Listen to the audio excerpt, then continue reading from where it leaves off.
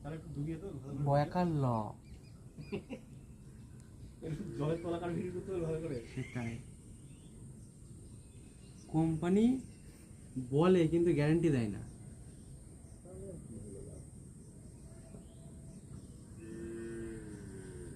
আর আমি রিস্ক নিতে চাই না।